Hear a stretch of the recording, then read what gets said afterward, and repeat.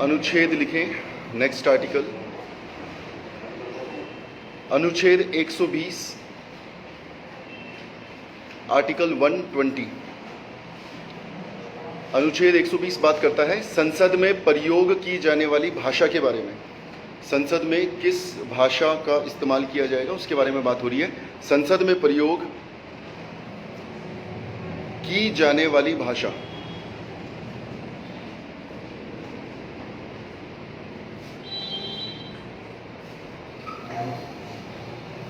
ठीक, तो संसद में कौन सी भाषा इस्तेमाल की जा सकती है, तो आपने याद रखना है संसद में जो 22 शेड्यूल्ड लैंग्वेजेस हैं उनमें से किसी एक भाषा में आप बात कर सकते हैं।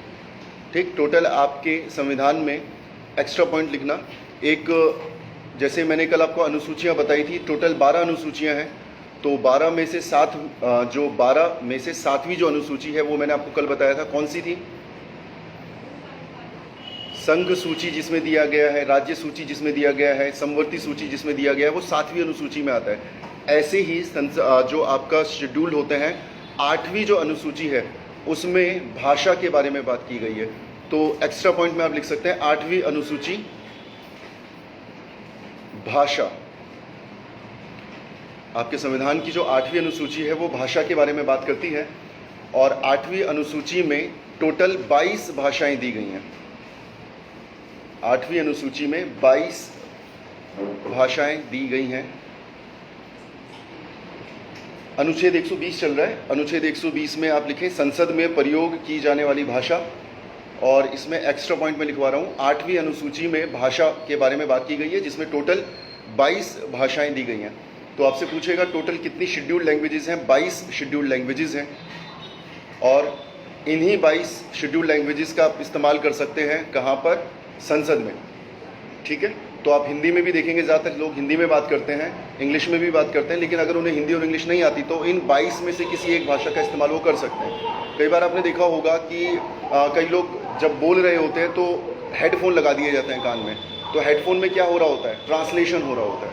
जैसे अपने संयुक्त राष्ट्र जो होता है, जब उनकी कभी मीटिंग होती है तो उसमें आपने देखा होगा अलग अलग तरह के लोग आते हैं और अपनी भाषा में बात कर रहे होते हैं, और बाकी लोग अपने कान में हेडफोन लगा लेते हैं। तो हेडफोन का क्या मतलब है कि उस भाषा का ट्रांसलेशन किया जा रहा है ताकि उनकी समझ में आ सके। ठीक, नेक्स्ट लिखें अनुच्छेद 124, स्टार लगा लेना, बहुत इंपॉर्टेंट है ये। अनुच्छेद 124 124, अनुच्छेद 124 ये बात करता है उच्चतम न्यायालय की स्थापना और गठन के बारे में। उच्चतम न्यायालय यानी सुप्रीम कोर्ट के बारे में बात हो रही है। सुप्रीम कोर्ट यानी उच्चतम न्यायालय की स्थापना और गठन, बहुत ही इंपॉर्टेंट आर्टिकल है, बहुत ही ज़्यादा इंपॉर्टेंट। सुप्रीम कोर्ट की स्थापना किस अनुच्छेद में दी गई है, 124 में दी गई है। कहाँ पर है सुप्रीम कोर्ट, दिल्ली में है। क्या सुप्रीम कोर्ट बेंगलोर में हो सकता है, क्या एक से ज़्यादा सुप्रीम कोर्ट हो सकते हैं? हो सकते हैं, और इसके बारे में कानून पार्लियामेंट बना सकता है, संसद बना सकती है, बट अभी बनाया नहीं है, तो इसलिए केवल एक ही सुप्रीम कोर्ट है जो कि दिल्ली में है आपका। ठीक, नेक्स्ट लिखें 125, अनुच्छेद 125 न्यायाधीशों का वेतन। न्यायाधीशों का वेतन, द सैलरीज ऑफ द जजेस ऑफ द सुप्रीम कोर्ट। न्यायाधीशों का वेतन। ठीक, तो इसमें यह बताया गया है कि न्यायाधीशों का वेतन कहाँ से आएगा, कौन देगा न्यायाधीशों का वेतन। तो आपने एक्स्ट्रा पॉइंट में लिखना है न्यायाधीशों का जो वेतन होता है वो निकलता है कंसोलिडेटेड फंड ऑफ इंडिया से। CONSOLIDATED, consolidated fund of India.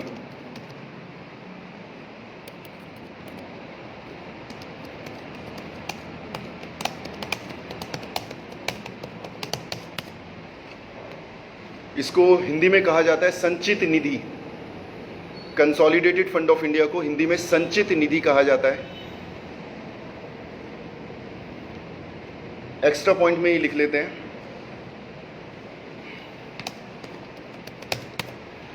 तीन तरह की निधि होती है आपकी, तीन तरह के फंड होते हैं जिनसे देश चलता है। एक होता है कंसोलिडेटेड फंड ऑफ इंडिया जिसे संचित निधि कहा जाता है, एक होता है आपका आकस्मिक निधि, आकस्मिक निधि,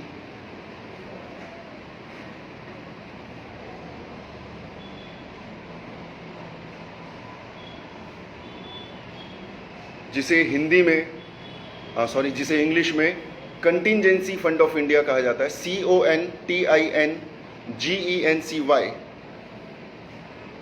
ठीक है। आकस्मिक निधि जिसे इंग्लिश में कंटिजेंसी फंड कहा जाता है, CONTINGENCY। और तीसरी होती है लोक निधि, लोक निधि जिसे इंग्लिश में पब्लिक अकाउंट कहा जाता है।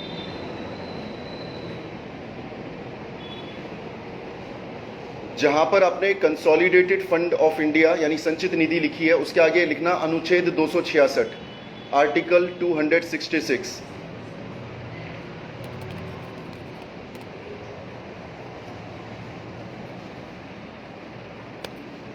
ठीक। और जहां पे आपने आकस्मिक निधि लिखा है उसके आगे लिखेंगे 267।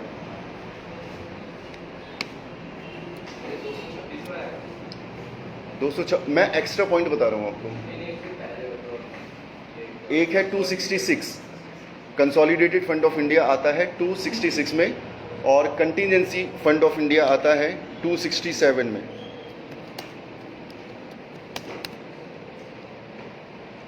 ठीक। और जो पब्लिक अकाउंट है, लोक निधि है, वो आता है 266 क्लॉज 2 में। 266 लिखेंगे, ब्रैकेट में लिखेंगे 2, क्लॉज 2। अब ये होता क्या है, देखो कंसोलिडेटेड फंड ऑफ इंडिया यानी संचित निधि कैसे काम करती है।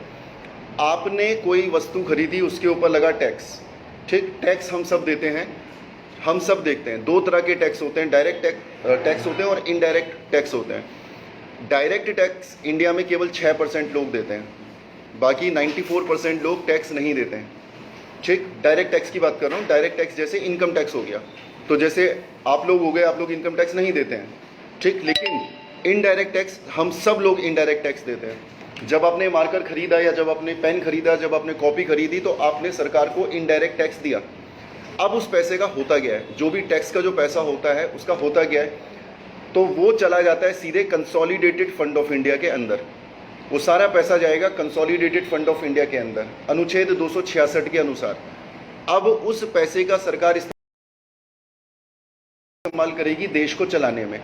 सड़क बनेगी तो वहाँ से पैसा आएगा, सैलरी जाएगी तो वहाँ से पैसा जाएगा, सारा पैसा कंसोलिडेटेड फंड ऑफ इंडिया से जाएगा, ठीक। उसके बाद है कंटिजेंसी फंड ऑफ इंडिया, आकस्मिक निधि। अच्छा, इससे पहले कंसोलिडेटेड फंड ऑफ इंडिया में याद रखना कि कंसोलिडेटेड फंड ऑफ इंडिया यानी संचित निधि से अगर आपको 1 रुपये भी अगर निकालना है ना, 1 पैसा भी अगर निकालना है, तो संसद की अनुमति चाहिए होगी उसमें। पहले आप अनुमति लेंगे, उसके बाद फिर पैसा निकलेगा। ये रूल होता है कंसोलिडेटेड फंड ऑफ इंडिया यानी संचित निधि का रूल होता है। 1 पैसा भी अगर निकालना होगा तो उसके लिए आपको क्या करना पड़ेगा, आपको संसद की परमिशन चाहिए होगी। अब आप बोलोगे सर कि ऐसे तो जैसे हमारी सैलरी आती है तो हर बार संसद की परमिशन चाहिए होगी। नहीं, हर बार नहीं चाहिए होती। उस परमिशन का नाम ही बजट होता है। वो जो परमिशन ली जाती है उसी को बजट कहा जाता है। तो बजट आपने देखा होगा, तो बजट क्या होता है, संसद में पारित करवाना पड़ता है, पास करवाना पड़ता है। तो वो जो पारित करवाया जा रहा है, वो जो पास करवाया जा रहा है, वो परमिशन ही है, वो अनुमति है कि इस साल हम लोग 1000 करोड़ रुपए यहाँ पे खर्च करेंगे, 5000 करोड़ रुपए यहाँ पे खर्च करेंगे। तो वो क्या है, वो बजट बताया जा रहा है कि इस साल हम क्या करेंगे। और जब संसद में बजट पास हो जाता है, इसका मतलब अनुमति मिल गई, और इसका मतलब कंसोलिडेटेड फंड ऑफ इंडिया से पैसा निकाला जाएगा और उन चीज़ों में लगाया जाएगा। ये रूल समझ में आया। अब आ जाओ आकस्मिक निधि में। उसे कहा जाता है कंटिजेंसी फंड, जो कि आपके कौन से आर्टिकल में, 267 में है। इसका क्या रूल होता है, अब मान लो कि आपने बजट बनाया पूरे साल का, ठीक।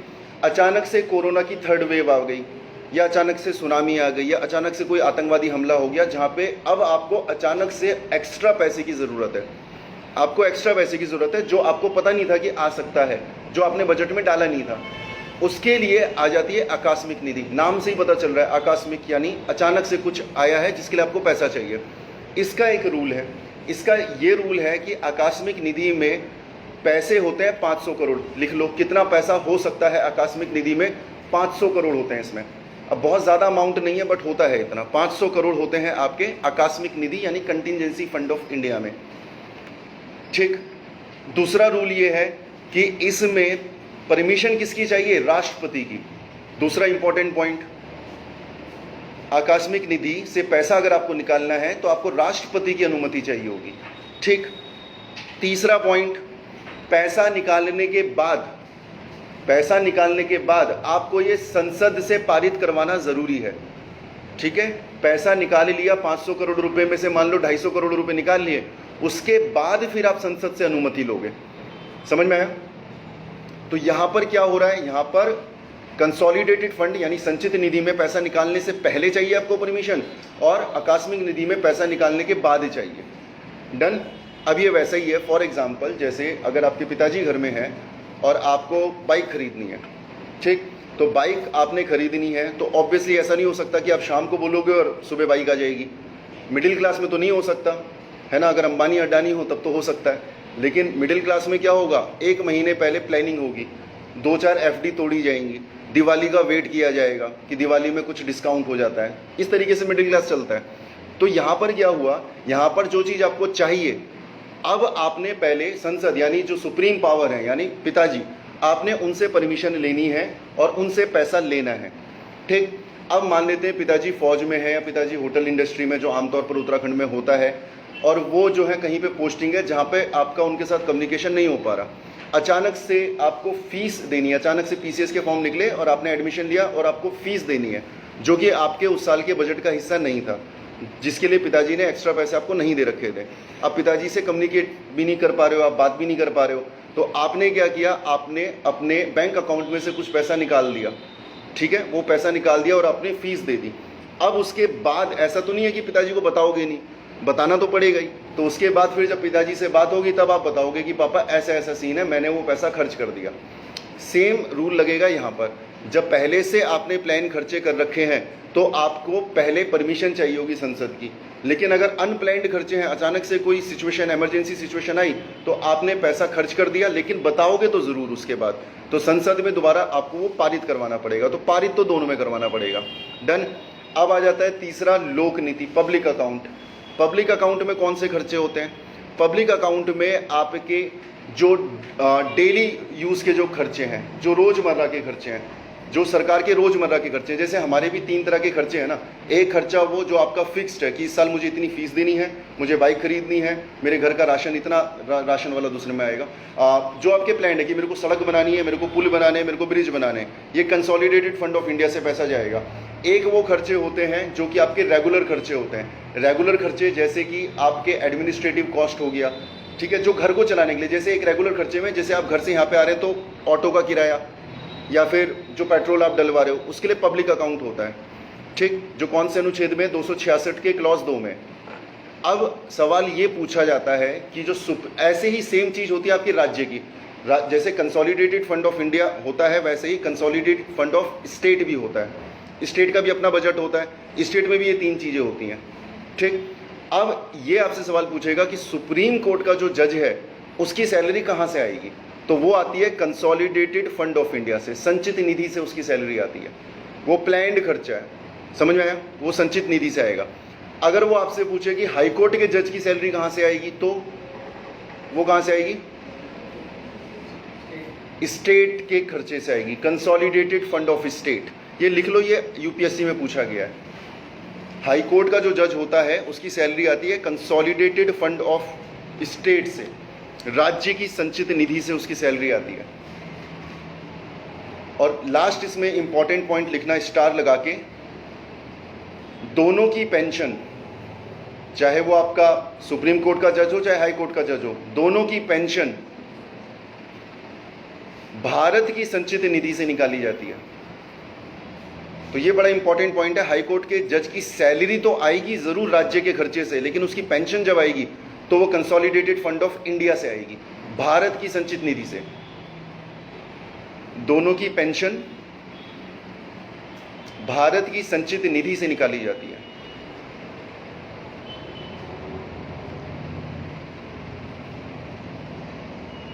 ठीक, तो ये होता है न्यायाधीशों का वेतन अब आ जाओ 126 पे। मुख्य न्यायाधीश 126 मुख्य न्यायाधीश की नियुक्ति।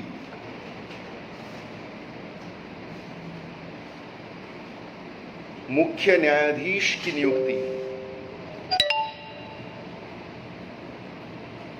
तो जो चीफ जस्टिस ऑफ इंडिया है उसकी नियुक्ति कैसे होती है, ये बड़ा ही बड़ा टॉपिक है और समझने की भी जरूरत है इसको। तो समझ लेते हैं इसमें होता क्या है।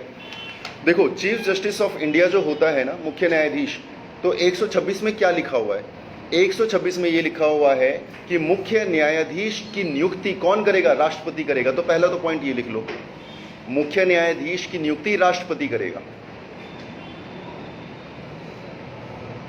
अभी समझने वाली बात है तो अपना पूरा आंख नाक कान सब ध्यान देना जो मैं बोलूंगा उसमें। सिंपल लिखा हुआ था मुख्य न्यायाधीश की नियुक्ति कौन करेगा? राष्ट्रपति करेगा। लेकिन इसमें एक दिक्कत है। दिक्कत क्या है? मुख्य न्यायाधीश की नियुक्ति अगर राष्ट्रपति करेगा तो राष्ट्रपति किसके कहने पर करेगा? काउंसिल ऑफ मिनिस्टर के कहने पर करेगा। काउंसिल ऑफ मिनिस्टर पूरी की पूरी पॉलिटिकल है, समझ में आ रहा है? यानी जो काउंसिल ऑफ मिनिस्टर है, मंत्री परिषद जो है वो राजनीतिक है। उसमें मोदी जी भी हैं, उसमें अमित शाह भी हैं, ये सब है उसमें। तो अगर इन्होंने अपना नाम दे दिया कि भैया, उन्होंने राष्ट्रपति को बोला कि आप ऐसा करो, आप मनोज तिवारी को न्यायाधीश बना दो, ठीक, तो राष्ट्रपति को बनाना पड़ेगा क्योंकि राष्ट्रपति मना नहीं कर सकता। राष्ट्रपति को जो भी बोला जाएगा काउंसिल ऑफ मिनिस्टर के द्वारा वो उसे करना पड़ेगा। तो मान लो अमित शाह ने बोला कि जो हमारे मनोज तिवारी हैं, पता है कौन है मनोज तिवारी? सबको ही पता होगा मनोज तिवारी कौन है, कि मनोज तिवारी गाना बहुत अच्छा गाते हैं, डांस बहुत अच्छा करते हैं, इनको भारत का मुख्य न्यायाधीश बना देना चाहिए। राष्ट्रपति मना नहीं कर सकता। राष्ट्रपति ने मनोज तिवारी को बना दिया क्या? मुख्य न्यायाधीश। अब मनोज तिवारी अगर मुख्य न्यायाधीश बन गया तो देश की जो न्याय व्यवस्था है उसका क्या हाल होगा हम सबको आइडिया है, ठीक। इसीलिए कोर्ट ने क्या बोला, और इससे पहले हमने ये भी देखा था कि भारत के जो संविधान निर्माता हैं उन्होंने क्या कोशिश करी है। उन्होंने ये कोशिश करी कि भैया लेजिस्लेचर अलग रहे, एग्जीक्यूटिव अलग रहे, और भारत का जो जुडिशरी है यानी जो न्यायपालिका है वो अलग रहे। अनुच्छेद 50 भी यही बोलता है कि एग्जीक्यूटिव को अलग रखना है, किससे? न्यायपालिका से। समझ में आ रहा है? अनुच्छेद 50 में यही लिखा था, कार्यपालिका को अलग रखना है न्यायपालिका से। लेकिन अगर आप यहाँ पे देखो तो कार्यपालिका तो न्यायपालिका के काम में इंटरफेयर कर रही है। समझ में आ रहा है? कार्यपालिका ये बताएगी कि भैया किसको बनाना है चीफ जस्टिस ऑफ इंडिया। इसीलिए फिर सुप्रीम कोर्ट ने एक नियम बनाया। सुप्रीम कोर्ट ने ये नियम बनाया कि काउंसिल ऑफ मिनिस्टर के कहने पे नहीं तुम करोगे, हमारे कहने पर करोगे। यानी जो सुप्रीम कोर्ट बोलेगा उसी को आपको बनाना पड़ेगा चीफ जस्टिस ऑफ इंडिया। समझ में आया? जो सुप्रीम कोर्ट बोलेगा वो उसी को आपको बनाना पड़ेगा चीफ जस्टिस ऑफ इंडिया। हालांकि उसमें लिखा ये है कि चीफ जस्टिस ऑफ इंडिया की सलाह पर अगले चीफ जस्टिस ऑफ इंडिया की नियुक्ति करेगा राष्ट्रपति। अब समझो इसमें कैच है।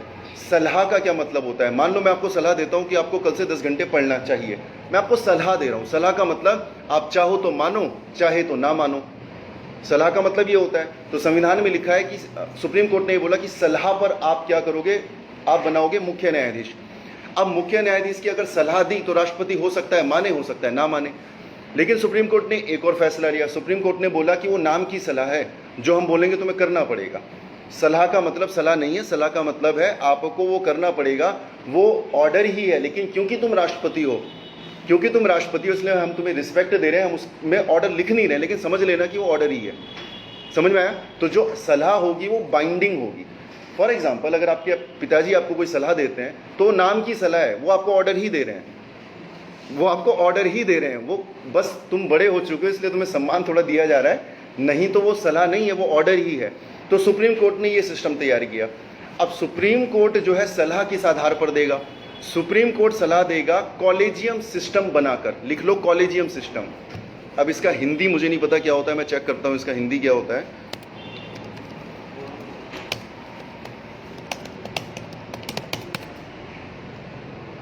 यही होता है, कॉलेजियम सिस्टम को कॉलेजियम प्रणाली बोला जाता है।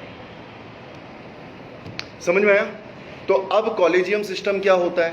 कॉलेजियम सिस्टम का सिंपल सा रूल होता है। कॉलेजियम सिस्टम कोई संविधान में नहीं दिया गया है, कहीं पे नहीं दिया गया है, ये सुप्रीम कोर्ट ने बना लिया, खुद ही बना लिया उन्होंने। कॉलेजियम सिस्टम में क्या होता है? उसमें कुछ सदस्य होंगे। तो याद रखना कितने सदस्य होंगे। पहला तो होगा उसमें चीफ जस्टिस ऑफ इंडिया, पहला आदमी होगा चीफ जस्टिस ऑफ इंडिया, यानी भारत का चीफ जस्टिस, मुख्य न्यायाधीश, ठीक, चीफ जस्टिस ऑफ इंडिया, एक तो ये होगा। और बाकी 4 कौन होंगे? सीनियर मोस्ट जजेस of the supreme court, supreme court के वरिष्ठ न्यायाधीश, ठीक है। एक तो हो गया चीफ जस्टिस ऑफ इंडिया, बाकी कौन होगा? सुप्रीम कोर्ट के वरिष्ठ न्यायाधीश। तो टोटल हो गए 5 लोग, टोटल हो गए 5 लोग। एक हो गया चीफ जस्टिस ऑफ इंडिया 1 + 4, और बाकी 4 कौन हो गए? जो सबसे सीनियर न्यायाधीश हैं सुप्रीम कोर्ट के। इन सब ने मिलकर एक ग्रुप बनाया, 5 लोगों का ग्रुप बनाया, और इसी ग्रुप को कहा जाता है कॉलेजियम सिस्टम। अब ये जो कॉलेजियम सिस्टम है ये तय करता है बहुत सारी चीजें। एक तो ये तय करेगा कि अगला चीफ जस्टिस ऑफ इंडिया कौन होगा, दूसरा ये भी यही तय करते हैं कि हाई कोर्ट का चीफ जस्टिस कौन होगा, ट्रांसफर सारे के सारे ये तय करते हैं, सब कुछ ये तय करते हैं। इनके अलावा, इन 5 के अलावा और कोई उसमें ना तो बैठता है ना तो तय करता है। ये 5 लोग होते हैं, ये समझ में आया। अब ये जो है ये क्या करेंगे? सलाह देंगे राष्ट्रपति को, जो सलाह माननी पड़ेगी राष्ट्रपति को। डन। अब क्या हुआ? अब तक ये सिस्टम बढ़िया काम कर रहा था। 2014 में मोदी सरकार आती है। मोदी सरकार को ये लगता है कि यार ये तो दिक्कत वाली बात है, भाई हमारा राज्य है, हम जीते हैं, इतना बहुमत लेके आए हैं, हमें ये निर्णय लेना चाहिए कि अगला चीफ जस्टिस कौन बनेगा। एक तो ये तर्क था। दूसरा तर्क ये था, उन्होंने जब ये पूछा कि भैया तुम लोग जब मीटिंग में बैठते हो तुम आधार क्या रखते हो, ये तो बताओ, पैरामीटर क्या है किसी को अगला चीफ जस्टिस बनाने का। कॉलेजियम ने मना कर दिया बताने के लिए। उन्होंने साफ बोला कि भाई अपने काम से काम रखो। हमने तुमसे पूछा तुमने किस आधार पर प्रधानमंत्री बनाया, हमने पूछा किस आधार पर होम मिनिस्टर बनाया, हमने नहीं पूछा ना, तो तुम भी मत पूछो। ये बात अच्छी नहीं लगी। और जब ये बात अच्छी नहीं लगी तो फिर बनेगा क्या? कानून। और संसद में कानून बनाया जाता है जिसको बोला जाता है NJAC, लिख लेना, न्यू जज, नॉट न्यू जज है, नेशनल जज, न्यू, NJAC, नेशनल है, ठीक है। इसकी फुल फॉर्म लिखो, national judicial appointments, APPOINTMENTS, national judicial appointments commission, COMMISSION, commission, ठीक। ये कानून लेके आ गए आपके मोदी जी। अब मोदी जी को बिल्कुल प्रचंड बहुमत है, तो जाहिर सी बात है ये पास भी हो जाएगा। तो ये पास हुआ, लेकिन इसे पास होने में 1 साल लग गए। कांग्रेस ने भी दिक्कत परेशानी करी, राज्यसभा में उनके पास बहुमत था तो उन्होंने उसको टांग के रखा। तो जब ये बिल पारित हो रहा था, 1 साल तक इसके ऊपर चर्चाएं हो रही थी, वोटिंग हो रही थी, सब कुछ चल रहा था। सुप्रीम कोर्ट शांत बैठा हुआ था, बिल्कुल शांत बैठा हुआ था। सुप्रीम कोर्ट ने देखा ये सब नौटंकी चल के आ रही है, क्योंकि सुप्रीम कोर्ट को चैलेंज किया जा रहा था कि भैया कॉलेजियम खत्म करो, अब जो अपॉइंटमेंट होंगे वो इसके हिसाब से होंगे, नेशनल अपॉइंटमेंट्स कमीशन के हिसाब से होंगे। और ये कमीशन तय करेगा कि अगला चीफ जस्टिस कौन बनेगा, भारत का भी और राज्यों का भी। और इसमें कानून में एक चीज डाली गई कि इसमें कौन कौन होगा। इसमें एक तो होंगे आपके चीफ जस्टिस ऑफ इंडिया, इसके अलावा भारत का कानून मंत्री भी इसमें होगा। इसके अलावा प्रधानमंत्री अपनी तरफ से 2 लोगों को भी उसमें भेज सकता है, ठीक। अब जैसे ये कानून बना तो इसने लागू होना था, जैसे ही इसने लागू होना था इसका मतलब कॉलेजियम खत्म हो जाएगा। जैसे ही ये कानून जो है ये बना, सुप्रीम कोर्ट ने बुला लिया, इधर आओ, ठीक है, क्या कर रहे हो इतने टाइम से, 1 साल से तुम ये फालतू की चीजें कर रहे हो, इधर भेजो इसे। इधर भेजने का मतलब समझ रहे हो? कौन से अनुच्छेद का इस्तेमाल किया सुप्रीम कोर्ट ने? सुप्रीम कोर्ट ने बोला इस कानून को मेरे पास भेजो। कौन से अनुच्छेद का इस्तेमाल हो रहा है? अरे कौन से अनुच्छेद का इस्तेमाल हो रहा है? मैंने आपको क्या बोला? मैंने बोला कानून बनाने का अधिकार किसका है? लेजिस्लेचर का, यानी विधायिका का है। लागू करने का अधिकार किसका? कार्यपालिका का। लेकिन ये देखना कि कानून सही बना है, कि सही तरीके से लागू हो रहा है, ये काम किसका है? सुप्रीम कोर्ट का। और इसके लिए कौन सा अनुच्छेद दिया गया है? अनुच्छेद 32 तो मौलिक अधिकारों के लिए है। अनुच्छेद 13, अनुच्छेद 13, अनुच्छेद 13 में देखा था आपने, न्यायिक पुनरावलोकन यानी जुडिशियल रिव्यू। तो सुप्रीम कोर्ट ने इस्तेमाल किया अनुच्छेद 13 का, बोला इधर लेके आओ, तो उधर गया। उसके बाद उन्होंने फाड़ा, उसको बत्ती बनाई और डस्टबिन में डाल दिया, ठीक। अब मोदी जी बोले ये क्या किया? तो उन्होंने बोला कि भाई पहले पूरा संविधान पढ़ लो ठीक से। संविधान में क्या लिखा है? संविधान में लिखा है अनुच्छेद 50 में क्या लिखा है कि कार्यपालिका न्यायपालिका के काम में छेड़खानी नहीं करेगी। और यहाँ पर अगर देखो तो कार्यपालिका न्यायपालिका के काम में छेड़खानी कर रही थी। कैसे? जो कानून मंत्री है वो किसका हिस्सा है? वो कार्यपालिका का हिस्सा है। समझ में आया? मोदी जी जिनको भेजेंगे तो मोदी जी भी इन्वॉल्व हो गए इसमें, तो वो भी कार्यपालिका के हिस्सा हो गए। तो उन्होंने क्या किया, उसको जुडिशियल रिव्यू के तहत उस कानून को डस्टबिन में डाल दिया। मोदी जी पूछे कि भाई 1 साल से अखबार में आ रहा है, 1 साल से न्यूज़ में चल रहा है, 1 साल से संसद में चल रहा है, तुम तब क्यों नहीं बोले? फालतू में टाइम क्यों वेस्ट करवाया? तुम बीच में बोल देते कि मत करो ये सब। सुप्रीम कोर्ट ने बोला भाई कॉन्स्टिट्यूशन पढ़ो, फिर से पढ़ो, बिना पढ़े लिखे बात मत करो। संविधान में क्या लिखा है? संविधान में ये लिखा है कि पार्लियामेंट के अंदर जो भी हो रहा होगा, पार्लियामेंट के अंदर उस 4 दीवारी के अंदर जो हो रहा होगा, सुप्रीम कोर्ट को उससे कोई लेना देना नहीं है। लेकिन जैसे ही वो बाहर निकलेगा फिर सुप्रीम कोर्ट को लेना देना है। जब तक वो बिल था, जब तक वो विधेयक था, जब तक उसके ऊपर चर्चा हो रही है, जब तक वोटिंग हो रही है, सुप्रीम कोर्ट उसमें कोई भी छेड़खानी नहीं कर सकता। लेकिन जैसे ही वो बाहर निकलेगा, जैसे वो कानून बनेगा, फिर सुप्रीम कोर्ट उसको पकड़ेगा और फिर देखेगा क्या ये कानूनी है या फिर ये गैर कानूनी है। और फिर सुप्रीम कोर्ट ने बोला कि ये गलत है, इसको रखो अंदर, जैसे पहले से चल रहा था वैसे ही चलेगा। आज भी कोलिजियम सिस्टम चलता है। अब कई लोग उसके खिलाफ बात करते हैं, कई लोग उसके फेवर में बात करते हैं। खिलाफ बात करने में ये है उनका पॉइंट कि 5 लोग पूरा देश डिसाइड कर रहे हैं कि कहाँ पर कौन सा जज बैठेगा। सरकार का आर्ग्यूमेंट ये था कि जनता ने हमको चुना है, और अगर हमें चुना है तो हमारे पास ज़्यादा ताकत होनी चाहिए, हमें निर्धारित करना चाहिए सिस्टम कैसे काम करेगा। सुप्रीम कोर्ट बोलते हैं नहीं, ऐसा कुछ नहीं, तुम्हारे हाथ छोड़ दिया तो तुम तो बुरे हाल कर दोगे। ठीक है, तो सुप्रीम कोर्ट ने अपने पास रखा। इसी का एक और एग्जाम्पल लो, जैसे 2-3 बड़े मुद्दे चल रहे थे। एक मुद्दा चल रहा था सिटीजनशिप अमेंडमेंट एक्ट, एक मुद्दा चल रहा था कश्मीर वाला मुद्दा। तो दोनों मुद्दों का न्यायिक पुनरावलोकन हो रहा है, जुडिशियल रिव्यू अभी हो रहा है। अब वो डिसीजन जब आएगा तब आएगा, लेकिन अभी उसका पुनरावलोकन किया जा रहा है। जब तक वो संसद में चर्चा हो रही थी, सुप्रीम कोर्ट को कोई लेना देना नहीं है उससे। आप ये भी लगा लो कि संसद के अंदर किसी ने एक दूसरे को थप्पड़ भी मार दिया ना, गाली भी दे दी, कुछ भी कर दिया, सुप्रीम कोर्ट उसमें कुछ नहीं बोल सकता, कुछ बोलेगा ही नहीं। संसद के बाहर का मामला सारा सुप्रीम कोर्ट के अंडर आ जाता है। ठीक है, तो ये आपने याद रखना है, ये एक्स्ट्रा पॉइंट आप याद रखेंगे। अब आ जाओ अगले में।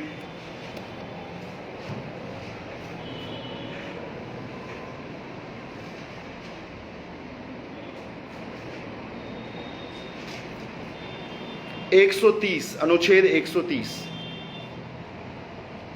कोई किसी पॉलिटिकल पार्टी से तो नहीं है यहाँ पर, मतलब हम सारी पॉलिटिकल पार्टी का मजाक बनाते हैं, तो ऐसे आहत मत होना। कहीं पता चला तुम बीजेपी के मोहल्ला अध्यक्ष हो, है ना, तुम फिर आके पीट रहे हो मुझे, या तुम कांग्रेस के महासचिव हो अपनी गली के। चलता है, देखो जनता का काम होता है। एक चीज याद रखना, आज की डेट में ना सबसे मुश्किल काम है नागरिक बनना। तुम नागरिक बन ही नहीं सकते, बहुत मुश्किल काम है नागरिक बनना। क्यों? 99% केस में कोई ना कोई किसी न किसी पार्टी का कुछ ना कुछ बन चुका है आज की डेट में। कोई सोशल मीडिया अध्यक्ष है, कोई सोशल मीडिया उपाध्यक्ष है, कोई फेसबुक अध्यक्ष है, कोई ट्विटर अध्यक्ष है। ठीक, नागरिक बनना मुश्किल है, और नागरिक सबसे खतरनाक है। नागरिक इसलिए खतरनाक है क्योंकि मैं अगर नागरिक हूँ तो मैं बीजेपी को भी गरिया सकता हूँ, मैं कांग्रेस को भी गरिया सकता हूँ, मैं आम आदमी पार्टी को भी कुछ भी बोल सकता हूँ। मैं नागरिक हूँ, मेरा अधिकार है। लेकिन अगर मैंने कोई पार्टी ज्वाइन कर लिया, तुमने कोई पार्टी ज्वाइन कर ली, फिर तो तुम्हें उन्हीं के रास्ते पे चलना पड़ेगा जो वो बोलेंगे, सही गलत। तुम अपनी ताकत को कमज़ोर मत करना, कभी कभी किसी पॉलिटिकल पार्टी को ज्वाइन मत करना तब तक जब तक तुम्हें कुछ ज़्यादा ही अगर मिल जाए कि तुम्हें मुख्यमंत्री का चेहरा बना दिया, तब तो चले जाना, ठीक है। लेकिन अगर तुम्हें वो दरी बिछाने के लिए रखा है तो बिल्कुल ज्वाइन मत करना। पर्सनल सजेशन दे रहा हूँ, बिल्कुल ज्वाइन मत करना, ज़िंदगी खराब हो जाएगी। ठीक है, तुम्हें यही बोला जाएगा कि हमारे अलाना फलाना ढिमकाना नेता आ रहे हैं, अपने साथ 10 लड़कों को लेके आ जाना, सबकी गाड़ी में 100-100 का तेल हम भरवा देंगे। ठीक है, तुम भीड़ इकट्ठी करने वाले बनोगे और कुछ नहीं। नागरिक बनो, जिससे मर्जी उससे सवाल पूछो। विधायक आया उससे सवाल पूछो, ये काम क्यों नहीं हो रहा है। प्रधानमंत्री आया उनसे पूछो, भैया ये काम क्यों नहीं हो रहा है। मुख्यमंत्री आया, पूछना उनसे कि हर साल पीसीएस के फॉर्म क्यों नहीं निकल रहे हैं। लेकिन अगर तुमने पार्टी ज्वाइन कर ली तो नहीं पूछ पाओगे। ये बात, छोटी सी बातें समझ में नहीं आती लोगों को। चलो 130 में लिखो उच्चतम न्यायालय का स्थान। उच्चतम न्यायालय का स्थान, तो सीधी बात है उच्चतम न्यायालय का स्थान दिल्ली में है, लेकिन और जगह भी हो सकता है। कौन डिसाइड करेगा? संसद डिसाइड करेगी।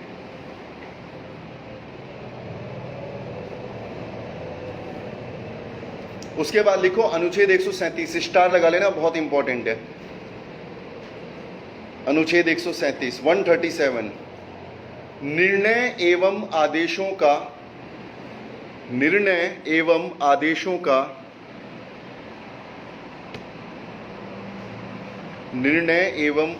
का पुनरावलोकन। निर्णय एवं आदेशों का पुनरावलोकन। अब देखो 13 और 137 में अंतर है। 13 में वो ये बात कर रहा है कि अगर कोई कानून बना तो उसको हम चेक करेंगे कि सही है कि नहीं, कानून लागू हो रहा है उसको हम चेक करेंगे कि सही तरीके से हो रहा है कि नहीं हो रहा। 137 में भी पुनरावलोकन हो रहा है, लेकिन इसका मतलब कुछ और हो जाता है। मतलब क्या हो जाता है, सुप्रीम कोर्ट अपने खुद के फैसलों का पुनरावलोकन कर सकता है। सुप्रीम कोर्ट हाई कोर्ट के फैसलों का पुनरावलोकन कर सकता है। ये समझ में आया? यानी अपने खुद के फैसलों को बदला जा सकता है। और कैसे बदला जाएगा? अनुच्छेद 137 का इस्तेमाल किया जाएगा। तो सुप्रीम कोर्ट भी ये नहीं कहता कि मैंने जो कहा वो पत्थर की लकीर है। सुप्रीम कोर्ट अपने खुद के फैसलों को बदल सकता है 137 का इस्तेमाल करके। जैसे हाई कोर्ट के फैसलों को सुप्रीम कोर्ट ने कई बार बदला है, ठीक है। जैसे जब LGBT राइट्स के बारे में बात आ रही थी, समलैंगिक संबंधों के बारे में जब बात आ रही थी, तो दिल्ली हाई कोर्ट ने क्या किया, उनको जो है गैर कानूनी बता दिया। उनको गैर कानूनी बता दिया कि ये गलत है, नहीं होना चाहिए। सरकार ने क्या बोला, उस वक्त राजनाथ सिंह हुआ करते थे होम मिनिस्टर, तो उनसे पत्रकार ने पूछा आपके क्या विचार हैं समलैंगिक संबंधों के बारे में। तो उन्होंने बोला कि हम एक संस्कारी देश हैं, यहाँ पर ये सब अच्छा नहीं लगता। लेकिन सुप्रीम कोर्ट के पास गए तो सुप्रीम कोर्ट ने क्या बोला, बोला it is your personal matter. तुम अपने कमरे में क्या कर रहे हो, it is your personal matter. तुम बाहर अगर करोगे तो गलत है। तो सुप्रीम कोर्ट ने बोला आपका खुद का। और एक और चीज़ याद रखना, जो लोग इसे गैर प्राकृतिक बोलते थे उनके सामने एक बड़ा अच्छा एविडेंस दिया था कि आपकी इस दुनिया में 142 ऐसी स्पीसीज हैं, ऐसे जीव हैं जो कि समलैंगिक हैं। और हम लोग भी एक जीव ही हैं, तो अगर जानवर हो सकते हैं तो इंसान क्यों नहीं हो सकता? ये तर्क दिया गया था, ठीक है। तो सुप्रीम कोर्ट हाई कोर्ट के फैसलों को चेंज कर सकता है, हाई कोर्ट सुप्रीम कोर्ट के फैसलों को चेंज नहीं कर सकता, ठीक। सुप्रीम कोर्ट अपने खुद के फैसलों को चेंज कर सकता है, लेकिन इसका एक रूल होता है। रूल क्या होता है, मान लेते हैं कि सुप्रीम कोर्ट के सामने कोई केस आया, तो जब भी केस आता है ना सुप्रीम कोर्ट के सामने, तो बेंच लगती हैं। आपने सुना होगा 3 जजों की बेंच, 5 जजों की बेंच, ठीक है। 4 जजों की बेंच नहीं होती। हमेशा जो है वो इस तरीके से काम करेगा, इवन नंबर्स में काम करेगा। इवन ही कहते हैं इसको, ऑड में, ऑड नंबर्स में काम करेगा। या तो एक जज की बेंच भी लग सकती है। तो कभी भी अगर एक जज की बेंच ने कोई फैसला दिया तो उसको बदलने के लिए 3 जज की बेंच बैठेगी। 3 जज की बेंच ने कोई फैसला लिया तो उसको बदलने के लिए 5 जजों की बेंच बैठेगी। 5 ने अगर कोई फैसला लिया तो 7 की बैठेगी। समझ में आया? तब जाके उस फैसले को बदला जा सकता है, ठीक। चलो आगे बढ़ो।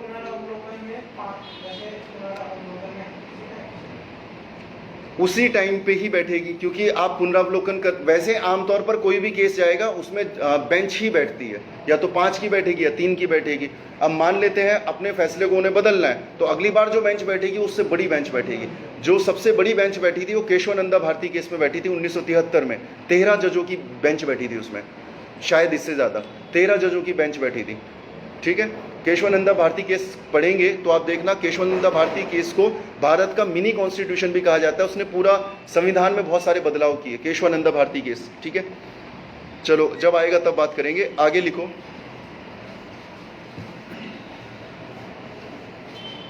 एक 143 अनुच्छेद 143, अनुच्छेद 143, इस पे भी स्टार लगा लेना, ये भी हाल फिलहाल के एग्जाम में पूछा गया है। इसमें लिखना उच्चतम न्यायालय से परामर्श करने की, उच्चतम न्यायालय से परामर्श करने की राष्ट्रपति की शक्ति। उच्चतम न्यायालय से परामर्श करने की राष्ट्रपति की शक्ति। तो अब ये थोड़ा सा टेक्निकल मामला है, इसको समझना ये है क्या। इसका मतलब ये हो गया कि अगर राष्ट्रपति को किसी संवैधानिक विषय पे अगर चर्चा करनी है या परामर्श लेना है, किससे? सुप्रीम कोर्ट के जज से, यानी उच्चतम न्यायालय के जज से, तो वो कर सकता है। उसके लिए वो 143 का इस्तेमाल करेगा, ठीक। फॉर एग्जाम्पल राष्ट्रपति के सामने मामला आया जम्मू कश्मीर का, ठीक है। अनुच्छेद 370 का मामला आया और 35A का मामला आया। राष्ट्रपति को नहीं ज्ञान उतना, राष्ट्रपति को नहीं पता कि क्या मामला है, तो राष्ट्रपति 143 का इस्तेमाल करेगा और सुप्रीम कोर्ट के जज से बात करेगा। ठीक है, चीफ जस्टिस ऑफ इंडिया से बात करेगा कि आपका क्या इसमें विचार है, आप मुझे परामर्श दो कि मुझे क्या करना चाहिए। ये वो कर सकता है 143 के तहत। ठीक, क्या सुप्रीम कोर्ट का जो चीफ जस्टिस है क्या वो मना कर सकता है कि मैं नहीं दे रहा, मैं बिजी हूं? क्या वो मना कर सकता है? नहीं कर सकता, वो मना नहीं कर सकता, परामर्श देने से वो मना नहीं कर सकता। अब दूसरा पेज, मान लो उसने परामर्श दे दिया कि आपको ये खत्म कर देना चाहिए या फिर नहीं खत्म कर देना चाहिए, क्या राष्ट्रपति बाध्य है उस परामर्श को मानने के लिए? नहीं है। ठीक, इसमें एक और पॉइंट एक्स्ट्रा याद रखना कि ये रूल केवल और केवल संवैधानिक मामलों में काम करेगा। मान लो राष्ट्रपति का पेट खराब है, राष्ट्रपति चीफ जस्टिस ऑफ इंडिया से पूछ रहा है मेरा पेट खराब है, मैं कौन सी दवाई लूं, तो क्या चीफ जस्टिस मना कर सकता है? बिल्कुल मना कर देगा, बोले भाई काम कर रहे, इतने सारे डॉक्टर तूने रखे हुए, क्यों परेशान कर रहा है ना। केवल और केवल संवैधानिक मामलों के में जो परामर्श लेगा उसकी बात हो रही है, इधर उधर की बातें करी तो वो नहीं मानेगा। चीफ जस्टिस ऑफ इंडिया अपने आप में बहुत बड़ा पद है, कुछ भी नहीं पूछ सकते तुम उससे। ठीक है, जैसे आपको याद होगा अभी हाल फिलहाल का है, जब जूही चावला ने कुछ किस मुद्दा क्या था जूही चावला वाला, 5G वाला, हाँ, तो उसने बोला 5G जो है वो सेहत को नुकसान कर रहा है वगैरह वगैरह, फेसबुक से 2-4 डाउनलोड किए पोस्ट और जो है पूरी बेंच बिठा दी वहाँ पर। अब क्योंकि उसका वो फंडामेंटल राइट है, उसने अनुच्छेद 32 का इस्तेमाल किया जूही चावला ने, वकील भी बड़े बड़े रखे। और अनुच्छेद 32 का कैसे? क्योंकि राइट टू लाइफ आपका हार्म हो रहा है, 5G का इस्तेमाल करके आपका राइट टू लाइफ जो है वो हार्म हो रहा है, तो उसने 32 का इस्तेमाल किया। सारी की सारी बेंच वहाँ पे बैठी, उन्होंने तर्क सुने। उसके बाद जूही चावला ने क्या किया, उस सारी मीटिंग को जो है पब्लिक कर दिया, यानी वो फेसबुक में लाइव हो रही थी, यूट्यूब में लाइव हो रही थी। अब जब वो लाइव हो रही थी, जब लाइव आप हो जाते हो तो आपके पास एक्सेस होता है उस मीटिंग को ज्वाइन करने का। एक आदमी ने वो मीटिंग ज्वाइन कर ली और वो गाने गाने लग गया।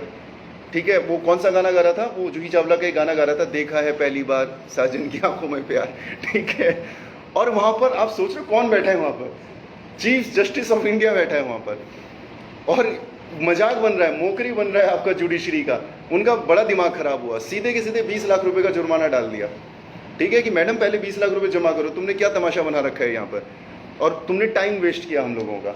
ठीक है, तुमने फेसबुक से व्हाट्सएप से कुछ पोस्ट ली और तुमने उसके आधार पर हमारे ऊपर केस किया, हमारे ऊपर यानी हमें 32 का इस्तेमाल किया। तो सुप्रीम कोर्ट को ऐसे नहीं छेड़ाखानी कर सकते, वो बहुत खतरनाक चीज है।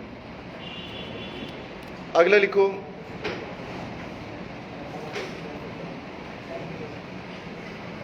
अनुच्छेद 148 148,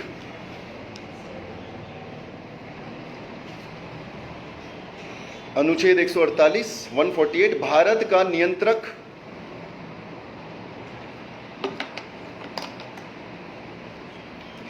का नियंत्रक महालेखा परीक्षक, भारत का नियंत्रक महालेखा परीक्षक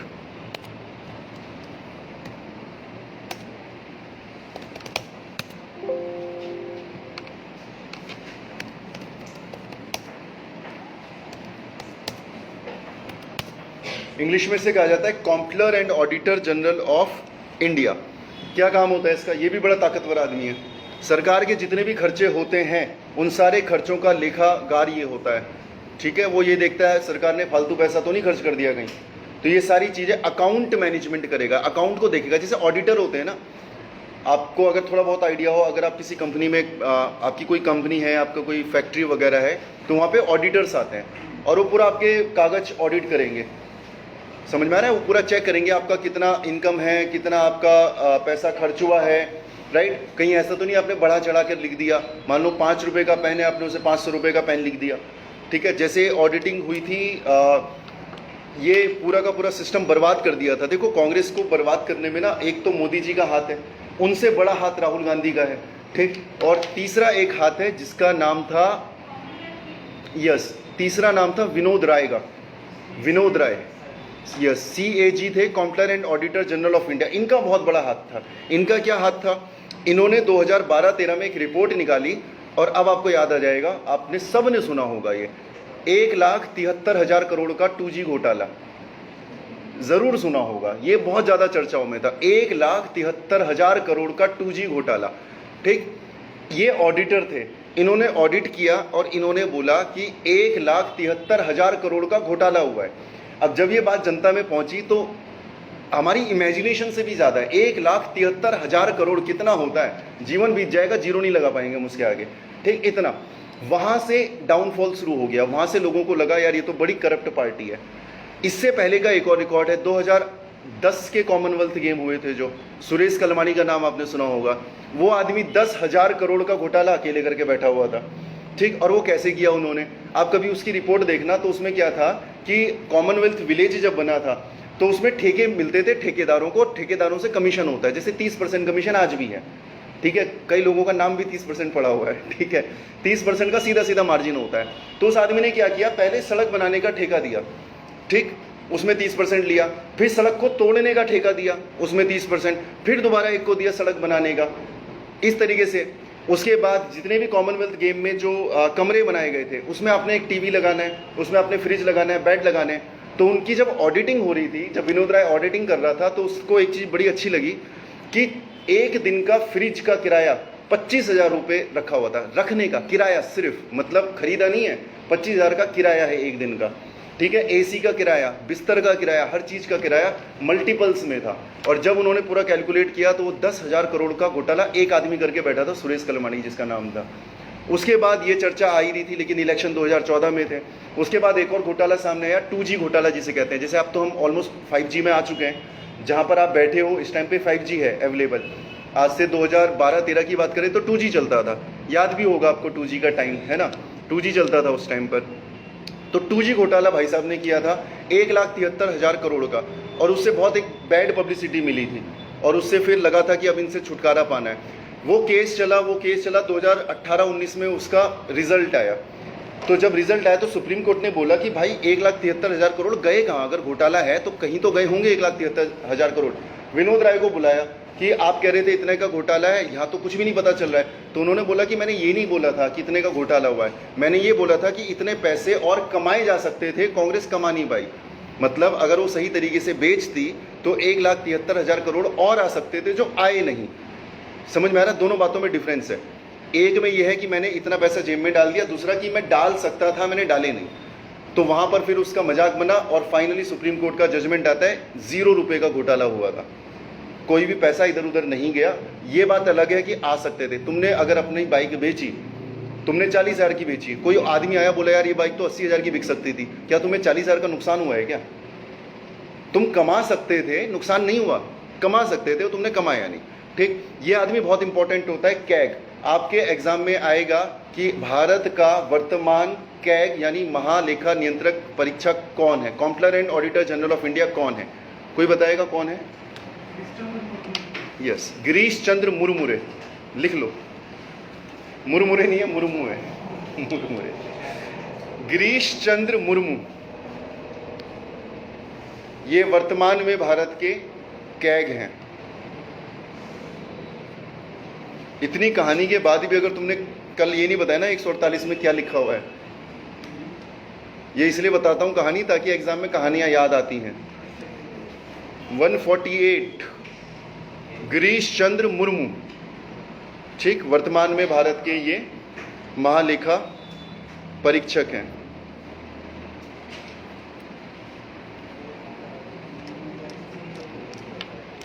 विनोद राय की बेटी की शादी एक IAS ऑफिसर से हुई थी जिसकी ऑल इंडिया रैंक आई थी 2। तो अगर आपका IAS निकल जाता है तो आपके ये भी फ़ायदे हैं, बड़े बड़े घरों में शादियां होती हैं फिर, है ना। तो उसकी रैंक आई थी 2 और रैंक 1 आई थी गौरव अग्रवाल की। गौरव अग्रवाल की ऑलरेडी शादी हो चुकी थी तो उसे मौका मिला नहीं, तो गौरव अग्रवाल की शादी हुई। उसकी जब पोस्टिंग हुई तो उसको राजस्थान और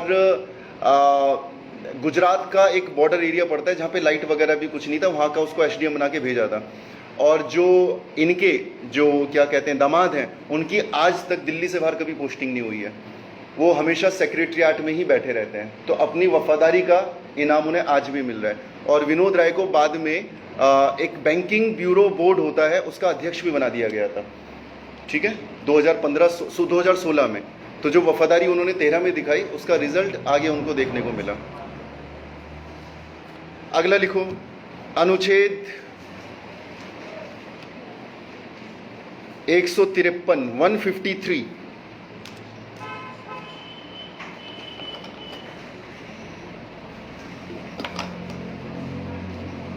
बताएगा कोई किससे संबंधित है, बहुत फेमस है ये तो। राज्यपाल लिखो, राज्यों के राज्यपाल, 153 में है राज्यों के राज्यपाल। राज्यपाल की नियुक्ति कौन करता है? राष्ट्रपति करता है, सबको पता है, ठीक है। राज्यपाल का कितना कार्यकाल होता है? कोई कार्यकाल नहीं होता, राष्ट्रपति जब चाहे उसे वापस बुला सकता है। याद रखना, राज्यपाल का कार्यकाल 5 साल नहीं होता है, 5 साल नहीं होता है, उसे जब चाहे राष्ट्रपति वापस बुला सकता है। राष्ट्रपति किसके कहने पे बुलाएगा? काउंसिल ऑफ मिनिस्टर के कहने पे बुलाएगा, ठीक है।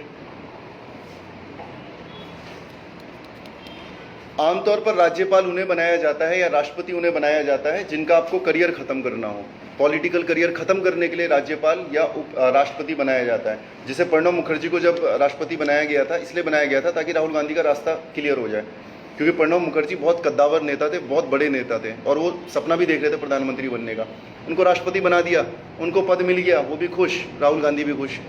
उसके बाद जैसे भगत सिंह कोश्यारी, अब वो कभी राज्यपाल बनने के बाद उत्तराखंड की राजनीति में एक्टिव रोल प्ले नहीं करेंगे, वो सीनियर हो गए। इसलिए आप देखोगे राज्यपाल वो लोग होते हैं जो वयोवृद्ध हो चुके हैं, जो अब बिल्कुल निकल चुके हैं राजनीति से। अगला लिखो, 155 राज्यपाल की नियुक्ति। अनुच्छेद 155 राज्यपाल की नियुक्ति।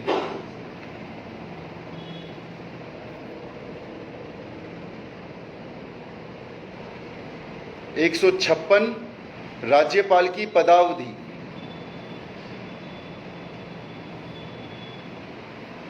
एक 156 राज्यपाल की पदावधि।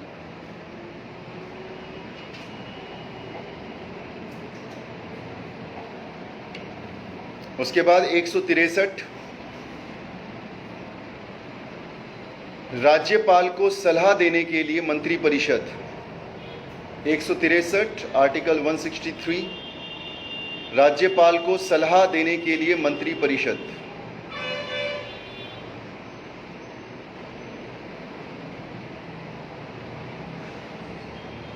जिस तरीके से, कौन सा अनुच्छेद है जिसमें राष्ट्रपति को सलाह देने के लिए मंत्रिपरिषद का जिक्र है? 74।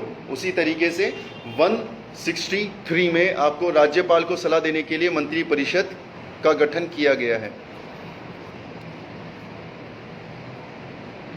अब आ जाओ 165, अनुच्छेद 165 165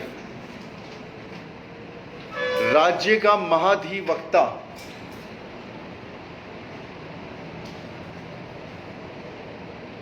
राज्य का महाधिवक्ता 165। जैसे हमने देखा था कि आपका अटॉर्नी जनरल ऑफ इंडिया हुआ करता था, कौन से अनुच्छेद में? अनुच्छेद 76 में।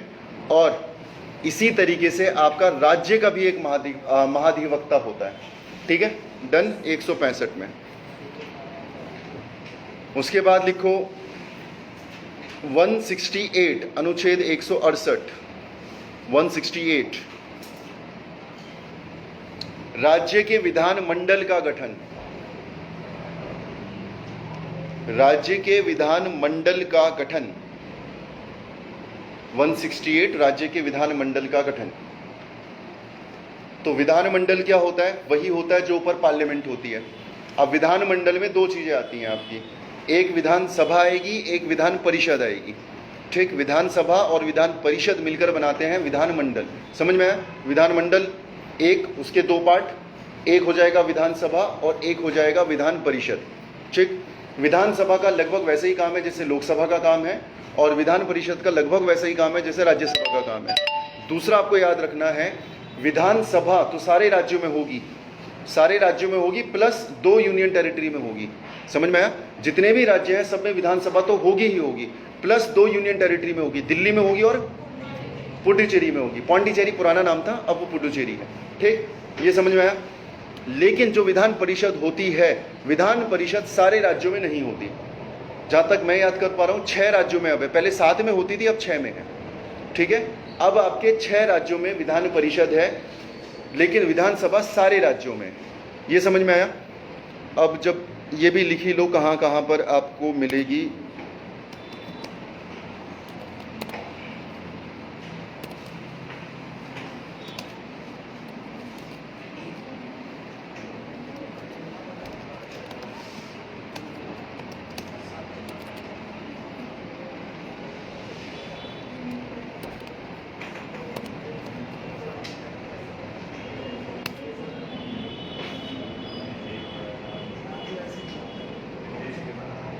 लिखो कहाँ कहाँ पर है स्टेट काउंसिल यानी विधान परिषद। केवल 6 राज्यों में है। Number 1 Andhra Pradesh, number 2 Karnataka, number 3 Telangana, number 4 Maharashtra, number 5 Bihar और नंबर 6 उत्तर प्रदेश। ठीक है, केवल और केवल 6 ये राज्य हैं जहां पर आपको विधान परिषद भी देखने को मिलती है। इनके अलावा बाकी राज्यों में आपको केवल और केवल विधानसभा देखने को मिलेगी। ठीक, टोटल कितने राज्य हैं भारत में? 28। हाँ 28। पहले 29 हुआ करते थे। कौन सा हटा? जम्मू कश्मीर हटा। अगर आपसे यूनियन टेरिटरी पूछे तो कितनी है? कौन कौन सी?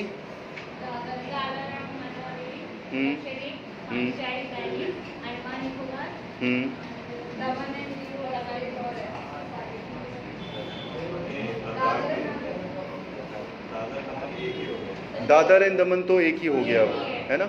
ठीक है, पहले कितनी थी? 7। ठीक है, यस। उसके बाद ऐड कौन सी हुई? लद्दाख ऐड हुई। और कौन सी ऐड हुई? लेह तो उसी का पार्ट है। जम्मू कश्मीर वो ऐड हुई, तो टोटल हो गई 7 + 2 9 हो गई। लेकिन उन्होंने क्या किया? दादर एंड नगर हवेली को और दमन एंड दीव को 1 कर दिया, तो अब -1 8 हो गई। अब टोटल 8। ठीक है, अगला अनुच्छेद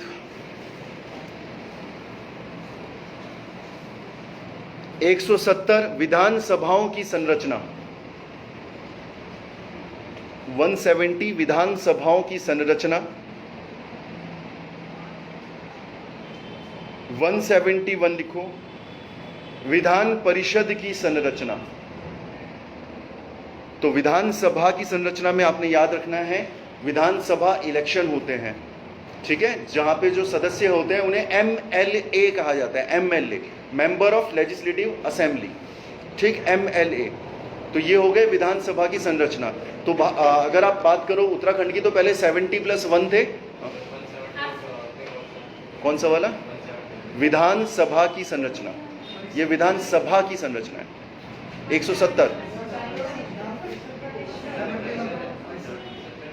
170 में विधानसभाओं की संरचना है। 171 में विधान परिषद की संरचना है। ठीक है, विधानसभा, तो विधानसभा में जो व्यक्ति जाएगा उसे MLA बोला जाएगा। पहली संरचना में ये होता था 70 + 1 होते थे। 70 कौन सी? जो आपकी इलेक्शन लड़के निर्वाचित सदस्य जाते थे। एक उसमें मनोनीत सदस्य होता था जिसे गवर्नर करता था एंग्लो इंडियन कम्युनिटी से। अब वो खत्म हो गया, तो अब केवल 70 सदस्य हैं। ठीक, और सारे के सारे इलेक्ट होके जाते हैं, निर्वाचित होके जाते हैं, नामांकित कोई नहीं होता। लेकिन जब आप बात करोगे विधान परिषद की, वहां के लिए सिस्टम अलग काम करता है। जैसे राज्यसभा के लिए सिस्टम अलग काम करता है। आप में से कभी किसी ने राज्यसभा के लिए इलेक्शन के वोट में पार्टिसिपेट नहीं किया होगा। राज्यसभा के सदस्यों के नियुक्ति हम नहीं करते। ठीक है, इसी तरीके से विधान परिषद जो होती है उसके सदस्यों की नियुक्ति भी हम नहीं करते। ठीक है, उसके लिए एक अलग से इलेक्टोरल कॉलेज बनाया जाता है जिसमें ग्रेजुएट होते हैं, टीचर्स होते हैं, MLAs होते हैं। ये लोग वहाँ पर भेजते हैं। बट अपने को ज़्यादा पढ़ना नहीं है क्योंकि अपने उत्तराखंड में तो नहीं है विधान परिषद। ठीक है, तो ये इसकी संरचना है। आज इतना रखते हैं विधान परिषद की संरचना तक। आगे बढ़ेंगे, शायद 2 या 3 दिन में आपका खत्म हो जाएगा पहला राउंड। पहले राउंड में आपको अच्छा खासा पॉलिटी समझ में आ जाएगा। दूसरे राउंड में थोड़ा टेक्निकल जाएंगे। ठीक, चलो।